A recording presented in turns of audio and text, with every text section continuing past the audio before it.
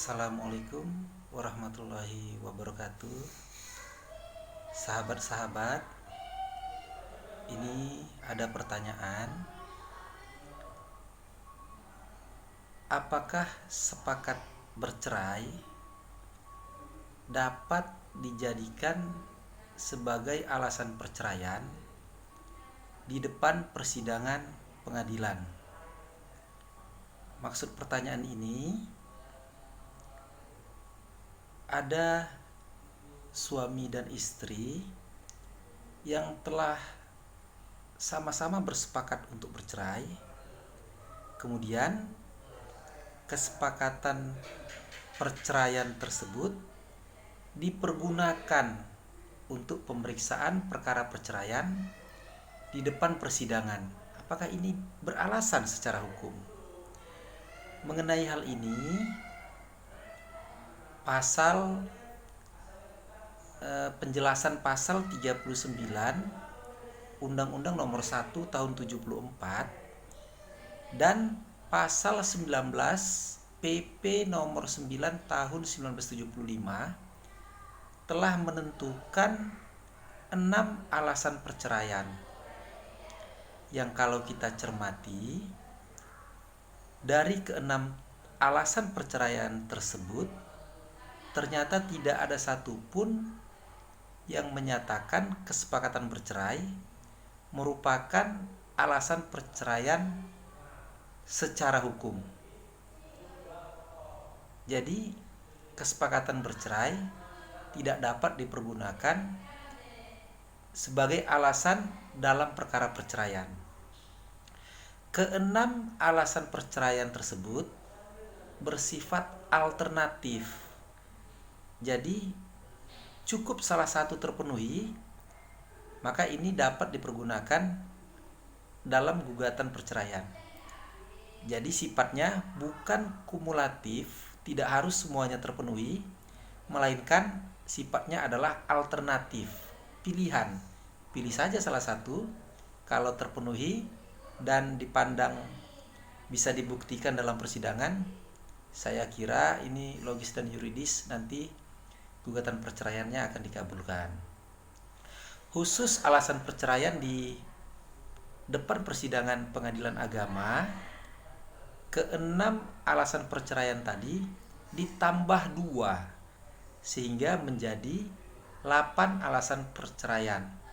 Hal ini sebagaimana dimaksud dalam pasal 116 kompilasi hukum Islam. Alasan-alasan perceraian yang diatur dalam pasal 116 kompilasi hukum Islam tersebut adalah: yang pertama, apabila salah satu pihak berbuat zina atau menjadi pemabuk, pemadat, penjudi, dan lain sebagainya yang sukar disembuhkan.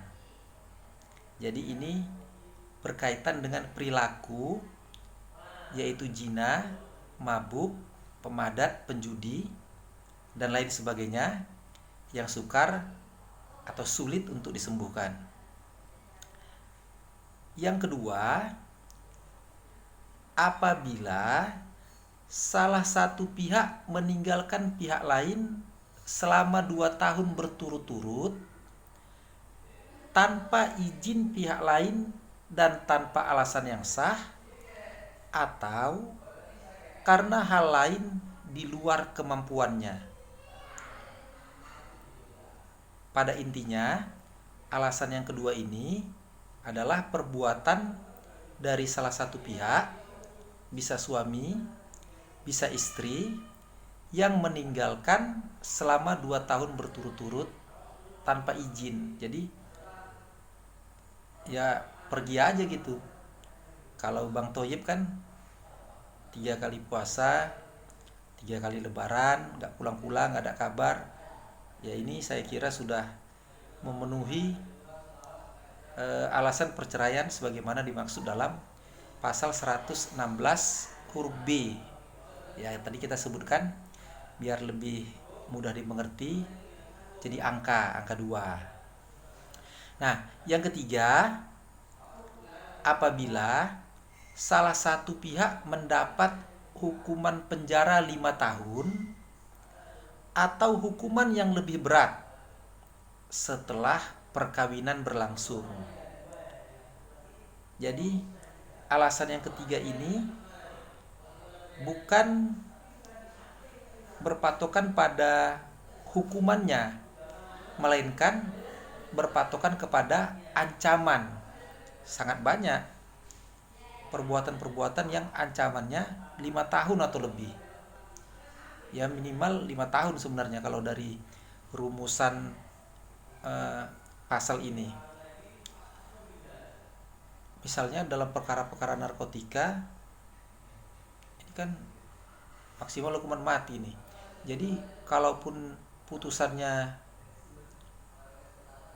dipenjara dengan 4 tahun, tetapi karena ancaman perbuatannya maksimal adalah misalnya hukuman mati atau 20 tahun, nah ini sudah memenuhi syarat yang patokannya adalah ancaman 5 tahun atau yang lebih berat.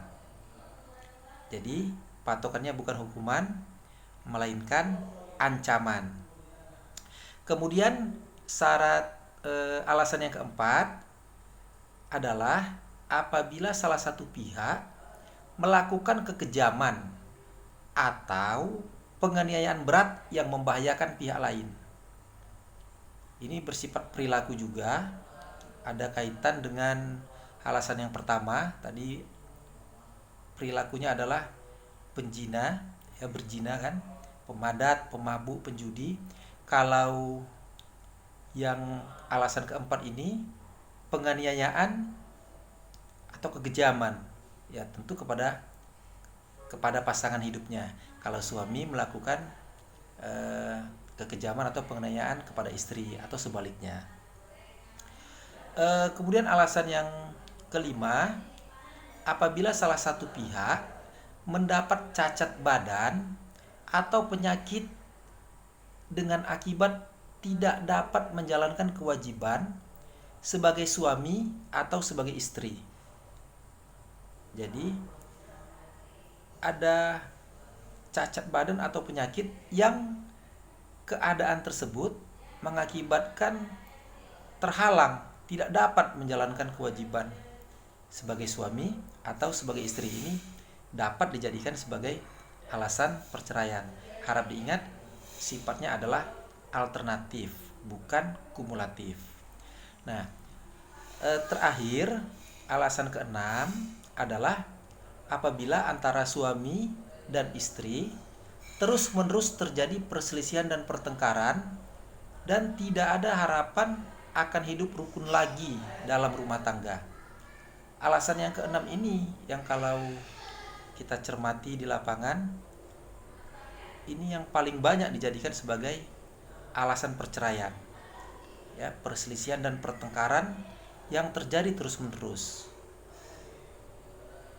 Tetapi dalam prakteknya, kalau menggunakan alasan ini tidak lagi melihat siapa yang menjadi penyebab perselisihan dan pertengkaran itu, melainkan apakah pertengkaran ataupun perselisihan itu telah nyata terjadi sehingga keberadaan rumah tangga tidak dapat dipertahankan. Nah, kalau alasan di pengadilan agama tadi sudah kita sebutkan, ditambah 2 di dalam pasal 116 Kompilasi Hukum Islam. Nah, tambahan itu adalah alasan yang ketujuh, apabila suami melanggar taklik talak. Taklik talak orang sering jemput juga dengan istilah sigot taklik. Ini adalah janji dari suami kepada istrinya yang kalau dilanggar dan istri tidak ridho, tidak ikhlas menerima perlakuan tersebut, dapat dijadikan sebagai alasan perceraian. Untuk melihat sigot taklik ini di dalam buku nikah, ya tapi pernikahan di antara orang-orang yang beragama Islam, itu nanti di lembaran terakhir ada di situ janji itu, sigot taklik. Kalau ditandatanganin dan kemudian dilanggar, maka seandainya istri mau mengajukan pelanggaran janji itu, ini dapat dibenarkan. Dan syarat alasan yang ke-8 untuk dapat dijadikan ataupun dipergunakan sebagai alasan perceraian di depan pengadilan agama adalah murtad, yaitu perpindahan dari agama Islam menjadi agama lain. Nah, dalam prakteknya ini alasan yang ke-8 ini jarang saya temuin, tapi ada. Yang paling banyak adalah alasan ke-6 tadi. Apabila terjadi perselisihan dan pertengkaran yang terjadi terus-menerus, yang dari pertengkaran tersebut ini tidak ada harapan untuk hidup rukun lagi. Jadi keberadaan rumah tangganya tidak dapat dipertahankan. Nah, apabila sahabat-sahabat ada yang kurang jelas, kita dapat berdiskusi melalui kolom komentar. Mudah-mudahan nanti saya akan usahakan respon dengan cepat. Demikian, semoga bermanfaat. Terima kasih. Assalamualaikum warahmatullahi wabarakatuh.